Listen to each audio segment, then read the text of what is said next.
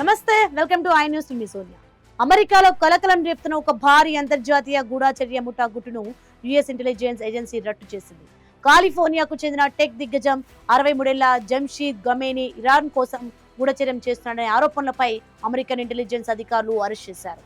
Iran అణు కార్యక్రమానికి సహాయం చేయడానికి అమెరికాకు చెందిన అత్యాధునిక కంప్యూటర్ హార్డ్వేర్ ను రహస్యంగా సరఫరా చేసినట్లు ఇతనిపై తీవ్రమైన ఆరోపణలున్నాయి.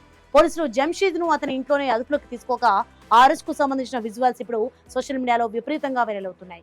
అమెరికాకు ద్రోహం చేస్తూ ఇరాన్ నిఘా వర్గాలతో ఇతడు నడిపిన రహస్య నెట్వర్క్ గురించి పూర్తి వివరాలు స్పెషల్ స్టోరీలో చూద్దాం. అమెరికా రక్షణ సాంకేతిక రహస్యాలను శత్రుదేశమైన ఇరాన్ కు అమ్ముకుంటూ గూఢచర్యానికి పాల్పడుతున్న జంషీద్ భూమి వ్యవహారం బయటపడడంతో వాషింగ్టన్ వర్గాలు ఒక్కసారిగా ఉలిక్కిపడ్డాయి. ఇరాన్ అణు కార్యక్రమాన్ని మరింత ముందుకు తీసుకెళ్లడానికి జంషీద్ భారీగా డబ్బులు తీసుకుని దానికి బదులుగా అమెరికాకు చెందిన అడ్వాన్స్డ్ కంప్యూటర్ నెట్వర్కింగ్ విడిభాగాలను సరఫరా చేశారని స్థానిక మీడియా నివేదించింది.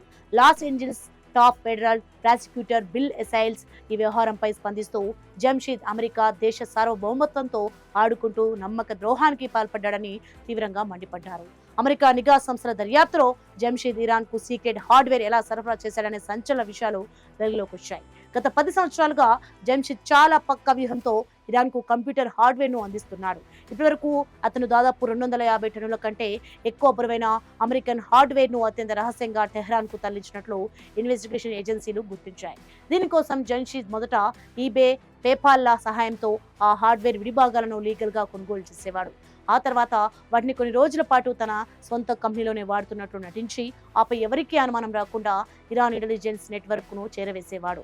ఈ అక్రమ కంప్యూటర్ హార్డ్వేర్ బిజినెస్ ద్వారా జంషీద్ కంపెనీ ఏడాదికి ఏకంగా $10 మిలియన్ సంపాదించింది. కానీ ప్రభుత్వానికి పన్నులు కట్టకుండా తప్పించుకోవడానికి తన కంపెనీ వార్షిక ఆదాయాన్ని కేవలం $20,000 మాత్రమే చూపించడం గమనార్హం. ప్రస్తుతం ఫెడరల్ ప్రాసిక్యూటర్లు అతని అక్రమ ఆస్తులన్నిటినీ సీజ్ చేయడానికి ఏర్పాట్లు చేస్తున్నారు. అలాగే ఐఆర్ఎస్ నివేదిక ప్రకారం మే 2011 నుండి ఆగస్టు 2015 మధ్య కాలంలో జంషీద్ కు ఒక ఎస్క్రో ఖాతా ద్వారా విదేశీ వనరుల నుండి $7 మిలియన్ భారీ మొత్తం అందినట్లు తేలింది.